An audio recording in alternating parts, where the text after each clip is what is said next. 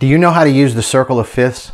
Today, I want to talk about how to use the circle of fifths and the 10 things that it teaches us about music.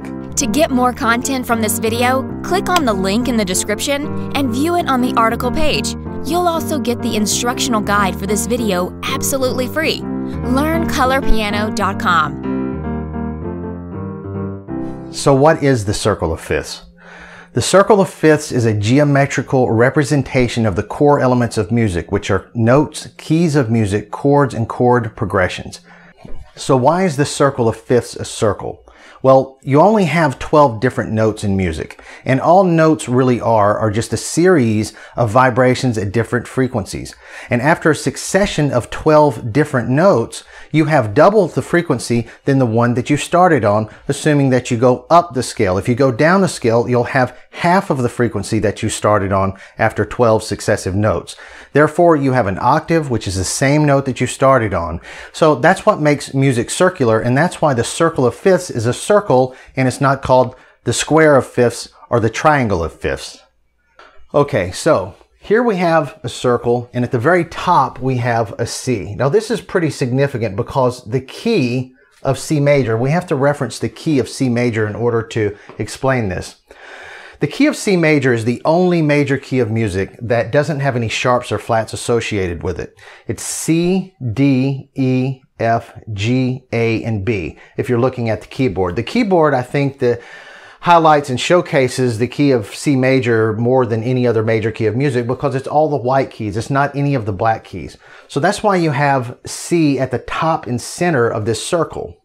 Now the circle of fifths is like a clock, but instead of having 12 numbers, you have 12 letters going around the circle.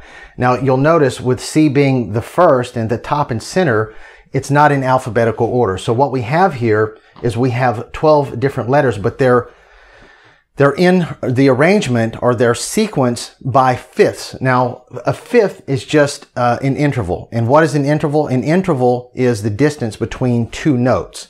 So the smallest interval that you can have is that of a half step, also known as a semitone. If you take a look up here, if I'm moving a half step from E to F, that is a half step, also known as a semitone. If I'm moving from C to C sharp, that's a semitone. If I'm moving from A flat to A, that's a half step also. So that's the smallest interval. And between C and G, what we have here is seven half steps. Okay, now even though we have 7 half steps as creating a fifth interval, it's not really the best way to understand and to be able to find a fifth interval. There are better ways to do it, but that's probably the easiest way to break it down. So these notes that are around the circle of fifths are separated by a fifth interval, and I'm going to get to that in just a minute. Okay, the first thing that the circle of fifths reveal to us are our major keys of music. Now getting back to this fifth interval that we were talking about between C and between C and G, we have a fifth. And what I really need to know to understand that is I need to know at least the first 5 notes in the key of C major. If I'm in the key of C major and I'm counting up to G and I need to know the first 5 notes, essentially what I'm going to do is start here on C and I'm going to count 1, 2, 3, 4, 5. That leads me to G. Now, beyond that, I have to know, and then essentially what it is, we're in the key of G at this point, according to the circle. So if I'm in the key of G major now, and I need to move up to the key of my next note, I need to know what the next 5 notes of the key of G major is. So if I'm in the key of G major, it's going to be 1, 2, 3, 4, 5. So we're in the key of D major. So essentially, that's what the circle of fifths reveal to us is our major keys of music. And the way they're sequenced around the circle is they're moving up a fifth each and every time. So I'm going to fill all of these out and we'll talk about the rest of these and we'll move on from there. Okay, so here we have our major keys of music. Like I said earlier, going from C to G, I'm moving up 5 notes in the key. Going from G to D, I'm moving up 5 notes in the key and so on. Now, as you can see, like I said before, these are not in alphabetical order. But let me explain to you how you can remember them just by rote memory. Now, you can do this with a mnemonic technique such as cats go down alleys eating bologna. Or you could start with a C here, Captain finds beads of gold. You can remember the circle of fifths, but I think it's better understood than it is memorized. But starting out, if you wanted to memorize the circle of fifths, there's nothing wrong with that. You could do that. But beyond that, just make sure that you understand that every one of these notes represent, at least to start off with, what we're showing here represents a key of music, and it's moving up 5 notes in every key. If I'm down here at A, starting on A, if I was going to move up 5 notes in the key, would I move up A, B, C, D, E?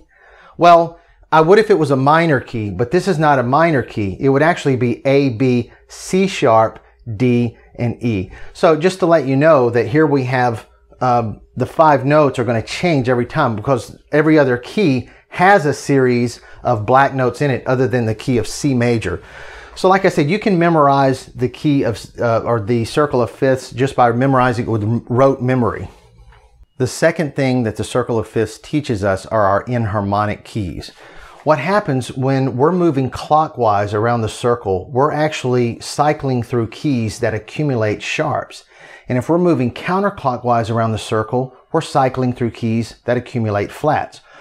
What happens is at the very bottom, these keys overlap with one another. In fact, there's not a dividing line where your sharps end and your flats begin and vice versa. They mesh together. So what happens is with the key of B major, I'm going to move right into not the key of F sharp, of the key of G sharp, but the key of F sharp. So here I am in the key of F sharp. As I cycle through and move through the key of F sharp, the fifth of F sharp isn't D flat, it's C sharp. So here we have C sharp. That's our next enharmonic key. That's as far as it goes with the sharps.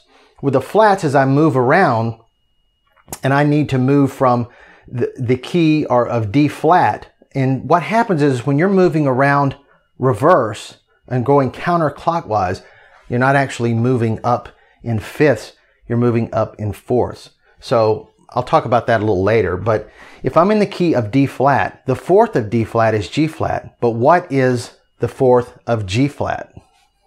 Okay, so if I'm in the key of G flat, the fourth of G flat is not a B, it's actually a C flat. I know it's the same note, but it's essentially has a different name because it's an enharmonic tone. There isn't a B in the key of G flat, but there is a C flat.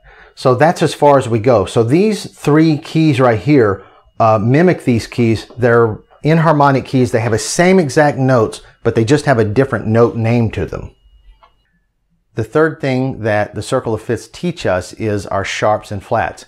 If I just look at this circle in the context, not as notes, not as keys of music, but if I just look at them in the context of sharps and flats, they're laid out for us right here. Now start with F, because if I only have one sharp in a key of music, it's going to be an F sharp. That's going to be my sharp. If I only have one sharp in a key signature, that's going to put me in the key of G major. Now beyond that, if I have 2 sharps, I'm going to have F sharp and C sharp. So that didn't seem to work out too well. If I have 3 sharps, I have F sharp, C sharp, and G sharp. I think you get the idea. So the sharps are laid out for us, or the order of the sharps are laid out for us in sequence. So all the sharps are revealed to you in the circle of fifths. F sharp, C sharp, G sharp, D sharp, A sharp, E sharp, and B sharp. You see you have 1, 2, 3, 4, 5, 6, 7 sharps, and they all are represented, at least as far as letters is concerned, they're all represented by the first 7 letters of the alphabet, A, B, C, D, E, F, and G, but they're in this order. So the circle of fifths reveal to us our sharps. As far as our flats are concerned, well, if I only have one flat in a key, I know it's going to be what? B flat.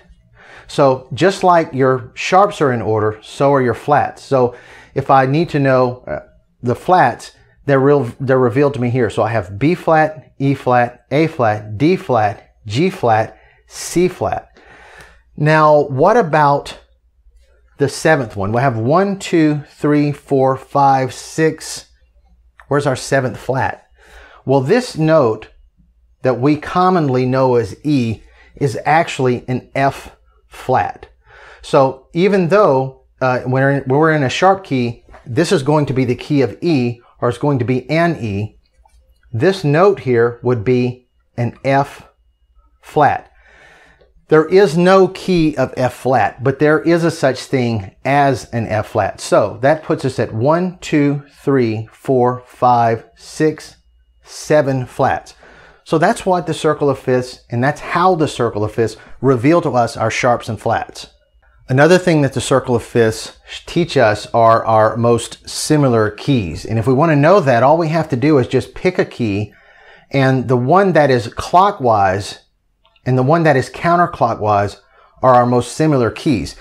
Here I have the key of C major, C, D, E, F, G, A, and B. So if I want to find the most similar keys, all I have to do is either look clockwise or counterclockwise. If I look counterclockwise to F, the only difference between the key of F major and the key of C major is the key of F major has a B flat. That's the only difference. If I'm in the key of C major and I want to find the most similar key clockwise, G major is the most similar. The only difference is it has an F sharp in the key of G major. So that's the way to find the most similar keys. If you wanted to play a piece of music that's not necessarily in the key that it's in, and you want to find not a completely opposite key, but you want to find the most similar key, or you want it to modulate to another key, that's how you do it. If you wanted to, for example, find the most similar key to A, well, obviously I would be on A, and then I would look clockwise and counterclockwise. So the most similar keys to A would be E and D. They would only be separated by one sharp either way. The fifth thing that the circle of fifths show us or teach us are our most different keys. And the easiest way to do this is to find the key that you want to find the most opposite from. So if I'm in the key of C major, all I have to do is look 180 degrees across the circle, and I can find the most opposite key to the key of C major. And that is, and I may have erased this off a minute ago, this is the key of G flat major. The key of G flat major and the key of C major only share two notes. They share an F and a B. Now, in the key of C major, an F is the 4th and the B is the 7th. In the key of G flat major, the B is the 4th and the F is the major, or what we call the major 7th. But if you want to find any one of these keys, they're only going to be separated by two notes, or they're going to have, let me put it like this, they're only going to have two notes in common. Okay, so if I want to find the most opposite key of E, then all I have to do, or not E, but actually it's E flat. I erased all of these earlier. If I want to find the most opposite key of E flat, all I have to do is look 180 degrees across the circle, and it would be A major. So that's one way for you to find the most opposite key. But here's another way to do that.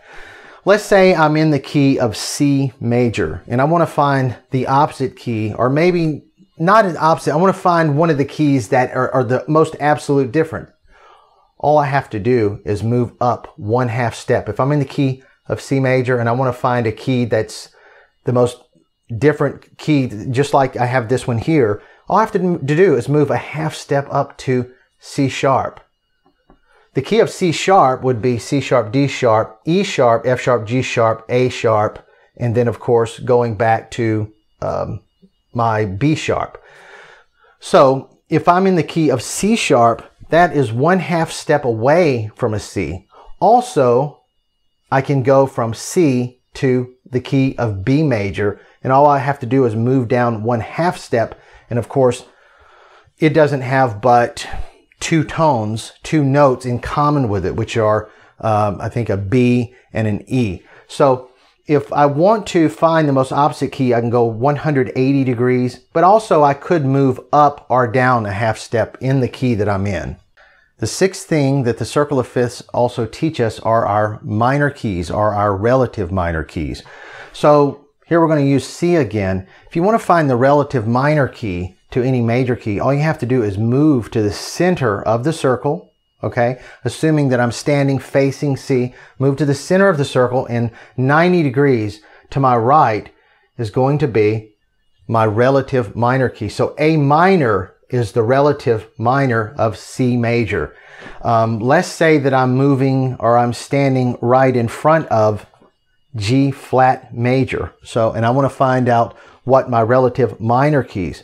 All I have to do is move to the center of the circle and then move 90 degrees to my right. My right would be this way. If I'm standing facing G flat, it would be E flat. That would be my relative minor to G flat major. So that's another thing that the circle of fifths reveals to us and teaches us about our relative minor keys. And you can find any relative minor key this way. The seventh thing that the circle of fifths teaches us are our major and minor chords.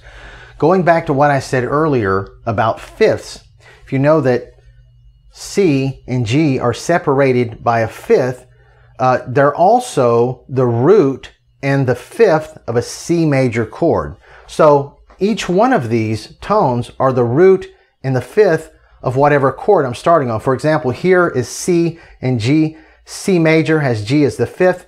All I really need to know, what is that middle note between C and G? And if I take a look up here and I at least know the first three notes that's in the key, then I can count up from C, C, D, E. I know that it's E. So my C major chord is going to be C, E, and G. I can do that with, let's take a look over here.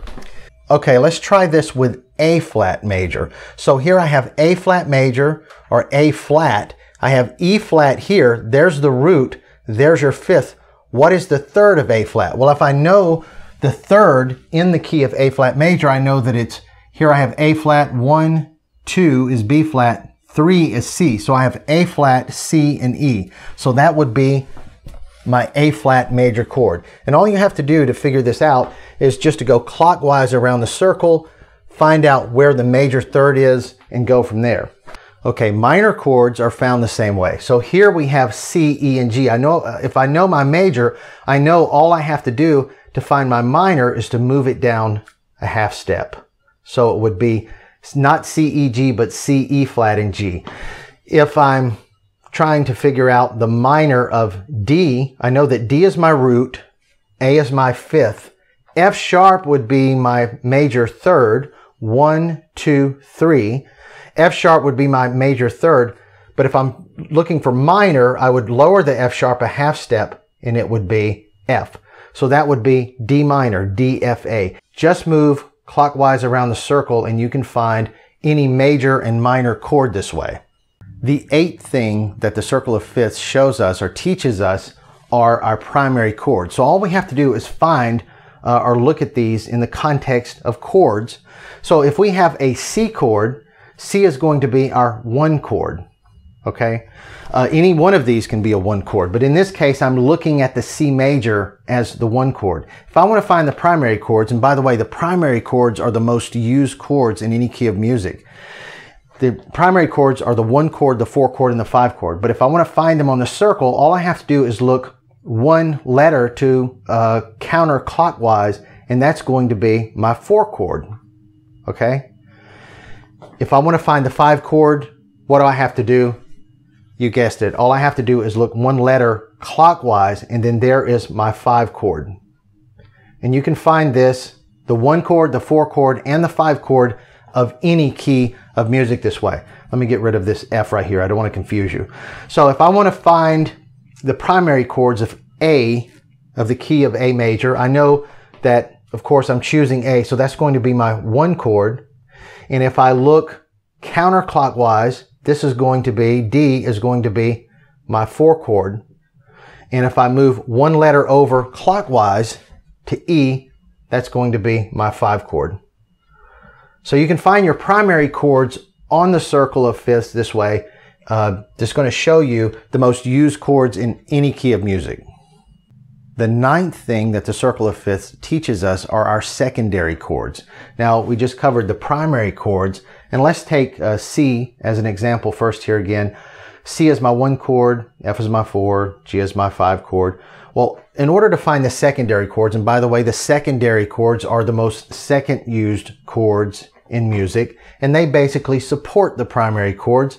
All I have to do to find my secondary chords is skip over the 5, and I'm going to have, in this case, I have C as my 1 chord. I skip over the 5, and D, A, E, and B are going to be my secondary chords. Okay, so what exactly are those? So with the key of C major, D is going to be my 2 chord. A is going to be my 6 chord. E is going to be my 3 chord. Okay, and B is going to be my 7th chord. But I'm going to put a little degree sign there because that's a diminished chord. So we have our 2, our 6, our 3, and our 7 in that order. And it doesn't matter what key you're trying to find the secondary chords in. That's the order that they're going to be in. Let's take a look at another one of these and find our secondary chords. Let's say that we're in the key of G major, okay, and that's our 1 chord, all right?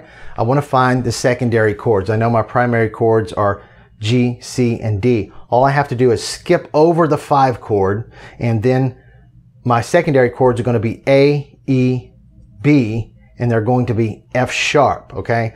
Not G flat, but that's a enharmonic key thing. So those are going to be our secondary chords in the same order, okay? Here, A is going to be our 2 chord, E is going to be our 6 chord, B is going to be our 3 chord, and of course F sharp is going to be our diminished 7th chord. So you can find the secondary chords this way in any key. Just skip over the 5, and that next sequence of letters or notes are going to be the secondary chords.